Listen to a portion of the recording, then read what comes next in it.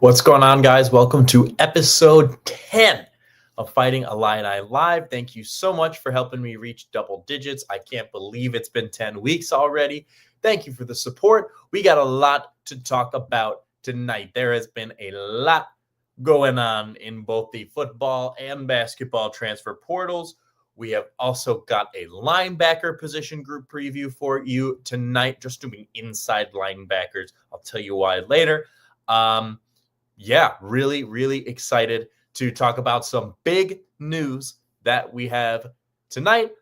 But first, of course, this is brought to you on the Voice of College Football Network. Get your business, product, service, or personal brand to the next level by partnering with the Voice of College Football. See what our partner Win Agency has to say about its sponsorship experience with us.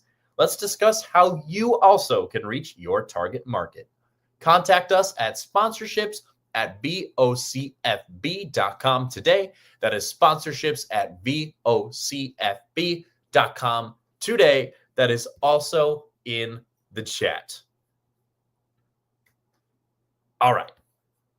Time to get into it. The spring transfer portal has been insane. Probably the craziest we've ever seen with the climate of NIL we have, with the transfer rules, of course, no limits on transfers. It's absolutely wild. The Illini have remained mostly unaffected, I would say. There were some big rumors, which is the first of there's like 3 subtopics within these portal updates just in the last week.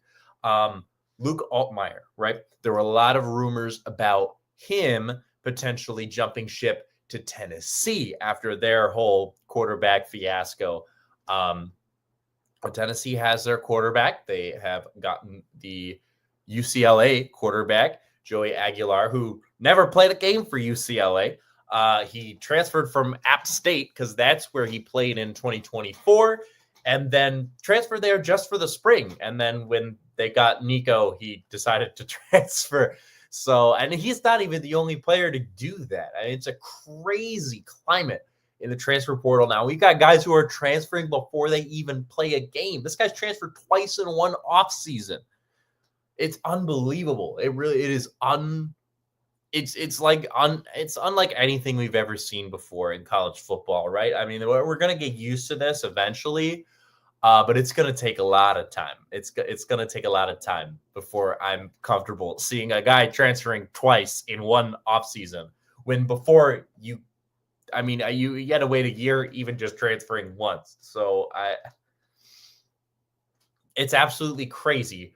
But Luke Altmaier did announce on his social media that he is staying with the Illini. I'm not super surprised. I didn't super buy into those rumors. The main place people were talking about was Tennessee.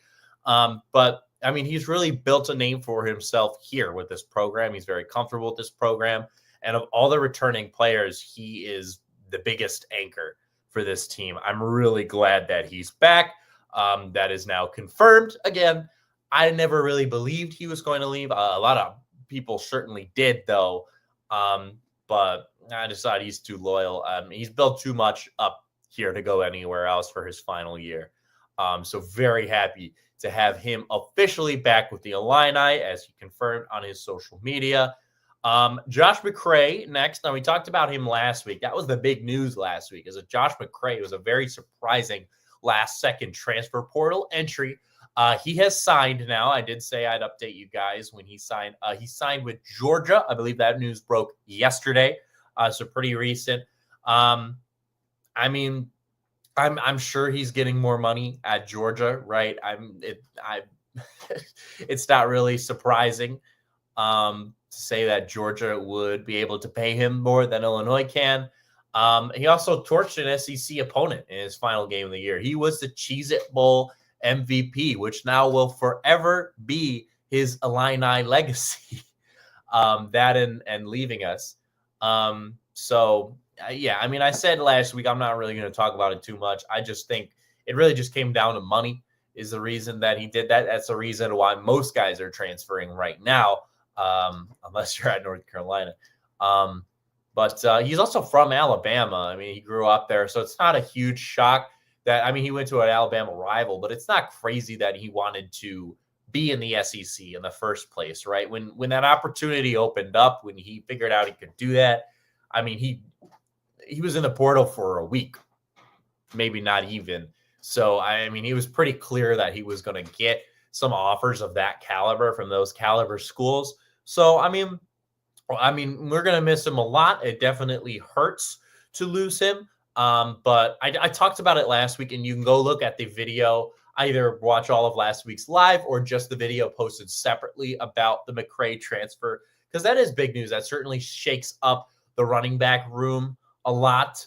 Doesn't negate my running back position group preview, but certainly some updates on that now.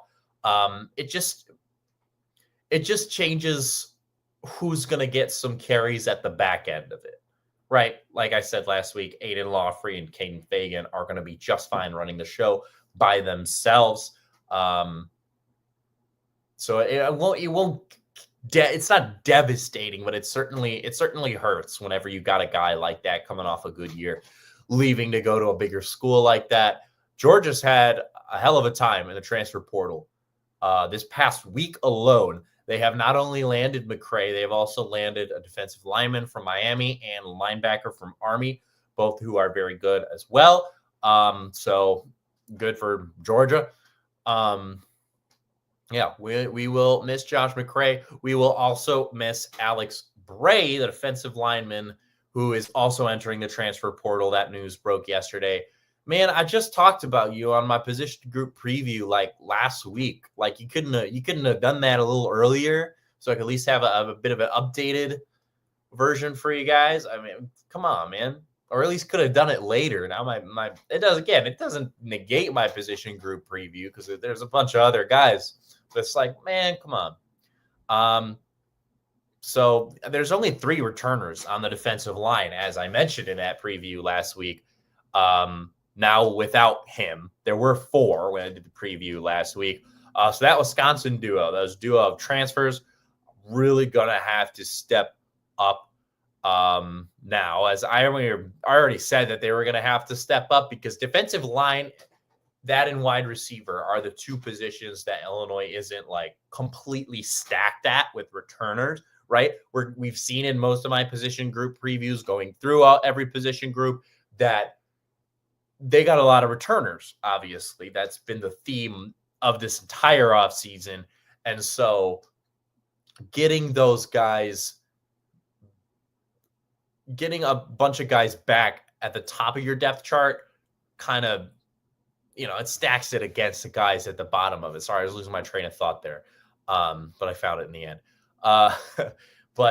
So defensive line and wide receiver are really the only positions that are not so stacked at the top that no new guys or new guys who haven't played before are really going to get much of a chance. We're even going to see that later tonight in the linebacker position group preview.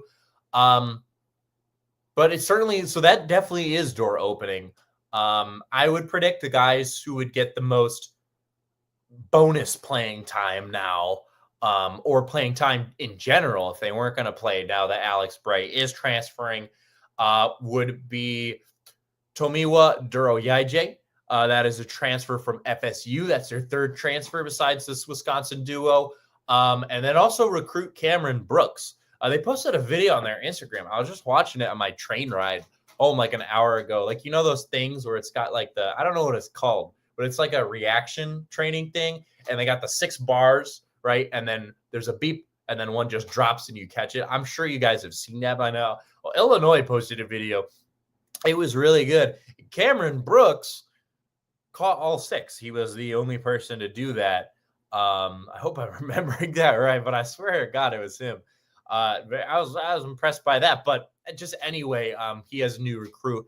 I expect him and Duroyaje to be the ones to get the most boosted playing time. So to recap that real quick, Altmaier's staying, McCray to Georgia, Bray is leaving. I will update you on where Bray is going because these dudes have been committing fast. When you throw money at these dudes, they'll commit fast. So I can't blame them. So that's the deal with that. Now we're going to talk some basketball again. I'm really happy to talk basketball again. We haven't done it since they were bumped out of the tournament, right? Basketball videos have been doing pretty well compared to most of the videos. So happy to have some basketball. Talk about basketball in the Balkans because Illinois has been dominating the Balkans region in Eastern Europe because they just landed point guard Mihailo Petrovic. He is committed to Illinois. He is 22 years old. He is from Serbia. He is a 6'3" point guard, so decent size for a point guard. He got 4.3 points per game, averaged that 7.3 assists in the Adriatic League. That is the same league that Tomislav Visic played in before he committed to Illinois, so we know it's legit. He definitely feels like a spiritual successor to Kaspars Jakushonis, who will be he was officially declared for the NBA draft. We got that news recently. That wasn't a surprise. But the European relations, specifically in the Balkans region, are through the roof right now because they just got Zvonimir Visic, in addition to his brother Tomislav that they got last year. Now they have Petrovic coming in at point guard, and they also have David Verkovic, from Montenegro. He is also committed to that team. So those are 4 guys, not only from Europe, but from the Balkans region in general. And the biggest one of all, they are favored to land a 5th. I'm sure you guys have heard this if you are fans of the Illini, which I'm sure you are if you're watching this. But Cal transfer forward Andrei Stojakovic, the son of NBA champion and a 3-time All-Star Peja Stojkovic, visited Illinois yesterday. And from what people are saying, it was a fantastic visit. I mean, this is just fantastic news, right? I mean, he was great. Stojakovic was fantastic last year. Sorry for saying that wrong earlier. He's got the NBA pedigree with his father, of course. Everyone knows Peja. He was all ACC last year. He got 17.9 points, 4.7 rebounds per game. That was as a sophomore, so he has 2 years of eligibility remaining. He is 6'7", by the way. He was the number 7 small forward and number 34 player overall in the transfer portal. Well, still is. He hasn't officially committed to Illinois yet, but the news after his visit yesterday, tying in with, I mean, it makes sense with all the guys I just mentioned a minute ago, right? You have both the Visic brothers, you have Merkovic, and then you have Petrovic coming in. I'm about to sneeze. Bless me. But you got all these European guys coming in from that region already. I just think that's going to improve the relations with Stojakovic already. And then from what we heard, the news was very good from his visit yesterday. I read this from 24/7 Sports. I cannot talk today. 24/7 Sports has labeled the Illini as the team to beat. That was just their wording, to get it. The other schools that are interested in him are Florida, UNC, Clemson, and Michigan. I don't think Michigan will be that big of a threat because they just took Morez Johnson from us.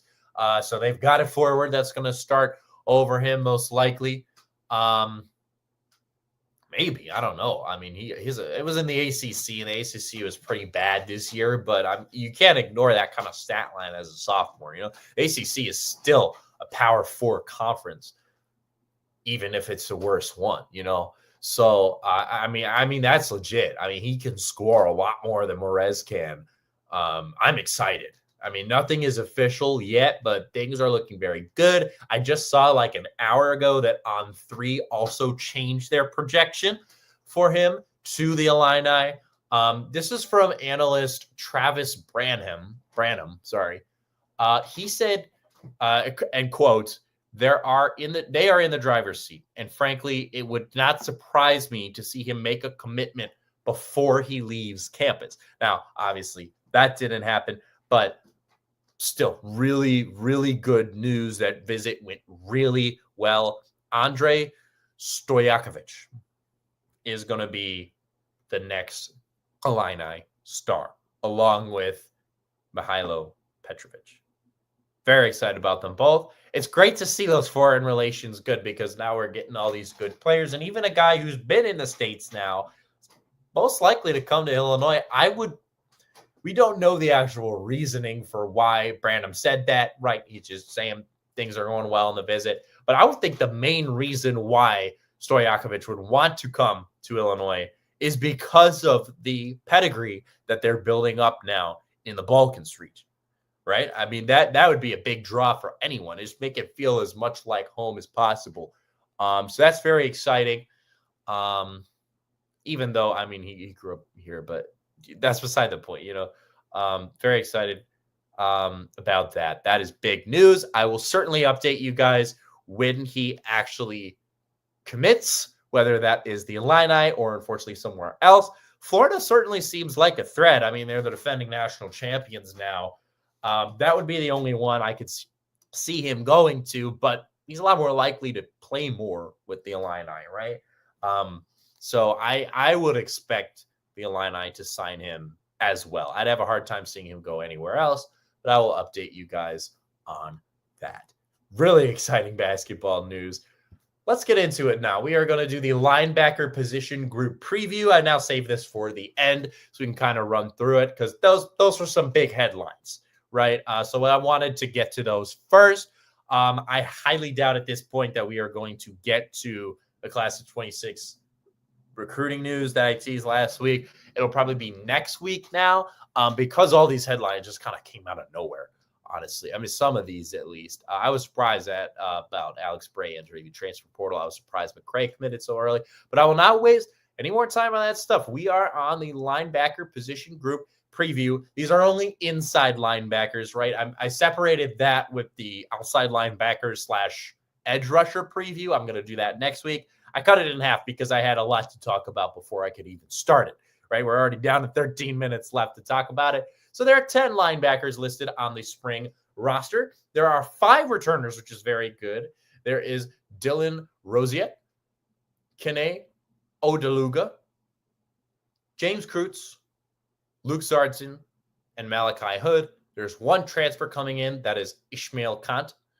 And then there are 2 recruits. 2 returners who did not play. Ronan Poynton and Easton Baker. And then there are 2 recruits. I guess I misspoke, but I guess I was right anyway. Grant Bierman and Jack Paris. So first our returners, of course, Dylan Rosiek, number 28. He is 6'1", 235 pounds. He's a senior from Eastlake, Florida. He was team captain last season on the defensive end. He played in 9 games before injury ended his season early. Still a really good stat line in those 9 games, though. 63 tackles, 26 of them solo, 3 for a loss, and a sack and a half as well. So he was 10th in the Big Ten in tackles per game at 7. And he was an all Big Ten honorable mention, coaches and media. He had 12 tackles against Michigan. That was a career high. He had the game-winning sacks against both Purdue and Nebraska. He had a forced fumble in that Nebraska game as well. So only a sack and a half. They came at good times. He's going to be the best player of all the inside linebackers, right? He's going to be a captain again. That's usually something that does not change. It's his 5th year playing for the Illini. That's huge as well. Not only having experience, but having experience here in Champaign with Bielema, I think is huge. He's going to make a huge impact. He put up those stats in just 9 games. I can't wait to see what he does now as a senior. Really excited to see what Dylan Rosiek does this year. Next is Kanana sorry. I'm having a hard time speaking today, guys. Kanena Odeluga. He's wearing number 39, 6'1", 235 pounds. He's a senior from South Holland, Illinois. He played in 11 games last year. He had 8 tackles, 3 solo, 3 tackles for a loss, and then 3 sacks. That's pretty nice. He won the Big Ten 2024 Sportsmanship Award. We always love to see that, right? We like to see Illini culture being recognized for their sportsmanship. He had a career-high 2 sacks against Michigan State. He is also entering his 5th year as an Illini. So again, the stats aren't quite there as they are for Rosiek, but experience is everything. And he got 3 sacks. I mean, when he did get a tackle, 3 for a loss and 3 sacks. I mean, when he made a play, it was a big impact play. So just really happy to have another guy when it's technically with a red shirt in there, his 5th season with the Illini. James Kreutz, number 41. He is 6'2", 225 pounds. He is a junior from Bannockburn, Illinois. He played in every game last year. He had 55 tackles, 26 of them solo. He had a career-high 12 tackles against Rutgers and another 9 tackle game against Minnesota. So definitely has big performance upside, right? And he's entering his 4th year with the Illini because he's a junior. Again, this is all with red shirt, but still being part of the program is enough for me to see that experience. So, I mean, not only are these guys returning, but a lot of experience with the Illini specifically. Next is Luke Zardzin. He is number 42. He is 6 foot, 225 pounds. He's a senior from Mount Prospect, Illinois. He played in all 13 games last year as well. He had 7 tackles, 3 of them solo. He also recorded a pass deflection. He had a career-high 3 tackles in the Northwestern game at Wrigley Field, and he was all-academic Big Ten in 22 and 23. Good to have him back as well. Another senior. Again, stats aren't really there. Experience is there, and that's more important to me, having experienced leaders like that. Lastly, of the returners, Malachi Hood, number 45. He is 6'2", 225. He is a junior from Plainfield, Illinois. He played in 12 of their games in 2024, just missed 1. He had 14 tackles, 8 solo, 2 tackles for a loss, 1 pass deflection, 2 forced fumbles, and a fumble recovery. Both of those forced fumbles came against Northwestern. So he dominated at Wrigley. And his fumble recovery was against Michigan. He redshirted in 22 after 1 game, and then he had a season-ending injury in training camp in 2023. So even though he's a sophomore, last year was really his first real year to get out onto the field, actually get some playing time, and he played all but 1 game. So that's huge. Really excited to see where he can take it from here, right? Because again, that was his first year playing. That was only scratching the surface. These 5 guys are going to be the names you're hearing most at inside linebacker this year, right? A lot of experience at the top. Very decorated are James Kreutz and Dylan Rosiek. And other than that, yeah, I mean, a lot of experience. I mean, 4 of these 5 guys are in at least their 4th year with the Illini, right? So just having that kind of experience and comfortableness with the program is so important.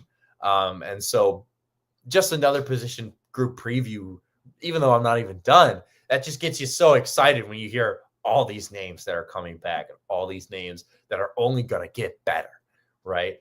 Barring injuries, this team, I mean, fantastic to get guys, especially at a physical position like linebacker, where they have those years of not only experience, but years of muscle build up, right? That's so important. There's 1 transfer coming in inside linebacker. That is Ishmael Conti. He is number 26. He is 6'2", 225 pounds. He is a junior from Brooklyn Park, Minnesota. His family immigrated from West Africa in 2012. He is a transfer from Iowa Central Community College. And if that sounds familiar, first of all, thank you. That means you've been watching my show. And you're right, because we had 2 wide receivers transfer from Iowa Central Community College. And I thought that was weird enough that there were 2 players transferring from there. It's Mario Sanders and Michael Bartolotta. They also played there. So this is a 3rd transfer, not this offseason, those other 2, like Conti, but this is a 3rd transfer from Iowa Central Community College. Is that a sleeper feeder school for the Illini? What's going on there? And he was dominant there too. He was ranked as the top JUCO linebacker in the nation, number 1 by 24/7 Sports. And he was a number 21 JUCO player overall just not even considering position. Incredible. This is a stat line too. 71 tackles, 9.5 tackles for a loss, 4 sacks, 5 pass breakups. That would have led the Illini in every single tackles, at least. I mean, that leads them at every single stat at inside linebacker. Obviously, that was in junior college. Don't know how well that's going to translate, but I would think he gets some playing time with a stat line like that. I would think he gets a little bit of playing time. Again, it's going to be so hard with those guys in front of you that have been here for 4 or 5 years. You know, it's going to be tough. He's been around too. He previously played at Northern State. I had to look that up. That is in South Dakota. That is a D2 school. He redshirted there in 22 and then played in 23. But he had a great year at our new favorite feeder school, Iowa Central Community College. So you could see Ishmael Conti a little bit this year. I certainly would like to. He seems to have very high upside. You got 2 returners who did not play last year. First is Ronan Poynton. He's going to wear number 40. He is 6'2", 220 pounds. He is a sophomore from Solon, Iowa. He redshirted in 23 and then did not play last season. His father, Jim, played football at Iowa, and his mother, Mary, swam at Iowa and Clemson. And if you're thinking, wow, that's an athletic family, yeah, it keeps going. He had 3 uncles that also played college football, and his brother, Seamus, wrestled at Wartburg College. He was also district defensive MVP in high school as a senior. That was in 2022, his senior year. And then the other one is Easton Baker. Easton will be wearing number 47. He is 6 foot, 200 pounds. That's like the exact clone trooper build from Star Wars, if I'm incorrect. Exactly 6 foot, exactly 200 pounds. Bro's built like Jango Fett. He is a redshirt freshman from Stansbury, Utah. He's a 3-star recruit, ranked number 12 in the state of Utah and in Utah by On3, sorry. And he was number 14 by ESPN. He is a 4-year letter winner, 245 tackles, 15 forced fumbles, and 3 defensive touchdowns in his high school career. Really impressive. He was a 5A All-State twice. His other offers were Arizona State, Arkansas, Boise State, BYU, and Oklahoma. Very impressive resume there. He very much could sneak onto the field this year. And then we got 2 brand new recruits. We have Grant Bierman, number 33. He is 6'5", 220 pounds, freshman from Westchester, Ohio. He's a 4-star recruit by Rivals and 24/7 Composite. He's a 3-star by all the other outlets. ESPN does rank him as a 3-star, though, does have him as a number 16 linebacker and the number 20 overall player in the state of Ohio. Very impressive. He's a 3-year letter winner, 103 tackles, 15 tackles for a loss, 2 sacks, 1 interception, and 1 forced fumble, and 3 pass breakups as a senior. That was in 1 season. So, wow. He also played basketball and he ran track, and he had some major other offers, including but not limited to Cincinnati, Duke, Georgia Tech, Indiana, Kentucky, Michigan State, Pittsburgh, Rutgers, Virginia, and Wake Forest. Lastly is Jack Paris, number 5. He's not officially listed with a number on the website, which, as I always say, I think that leans towards redshirt for him, but you never know. I'm just speculating there. I'm saying he's number 5, though, because he has a picture on the team site of him wearing number 5, and also all his socials have number 5. So I'm going to assume that whether he plays this year or next, he's going to wear number 5. He is 6'3", 215 pounds, a 3-star recruit by 24/7 Sports. He's the number 8 linebacker in the state of Illinois and number 170 in the nation. He was a Chicago Catholic League White Defensive Player of the Year in 24. He was a team captain at Fenwick. White is just the division, by the way. As soon as I said that, that sounded crazy. That is just the like they divide their divisions by colors. My high school used to be in the Chicago Catholic League. That's how they do it. Don't get any crazy ideas, okay? He had 107 tackles, 27.5 tackles for loss, 5 sacks, 3 forced fumbles and 14 QB hurries as a senior. He also wrestled and played basketball on top of that ridiculously good stat line. His other offers were almost the entire MAC conference and also the entire Ivy League, also Vanderbilt and Wyoming. Based off his stat line, I'm surprised he didn't get bigger offers like the ones Grant Bierman got. So I think that's kind of a sneaky pickup for the Illini. We'll see if we see him this year. Overall, man, I mean, this is just like most of the positions we've gone through already and will continue to go through. Lots of experience and accolades at the top. It's going to block out the younger guys from getting in this year, but still some very impressive resumes, even for guys that you're probably not going to see on field this year. Going to get buried in the depth chart, but man, those guys at the top, that experience, that just makes you feel really comfortable. Feel like this Illini team is reliable. Love to see that. That does it for our linebacker position group preview. That also does it for this episode. There was a lot to get through. I'm glad we got through it all, almost under time. Next week, we are going to be doing the edge rusher position group preview, so the outside linebackers. We are going to be talking about Pat Bryant in NFL draft news. We will know where he's going at this time, obviously, next week. And then we will finally get into that class of 2026 recruiting news, barring a bunch of headlines like we had this week pop up out of nowhere. You could go to my Instagram, by the way, to check out my NBA playoff predictions. I dropped my Instagram in the chat. It's also in the ticker below. Please give me a follow. I've been posting some other sports content on there, as well as some clips from this show.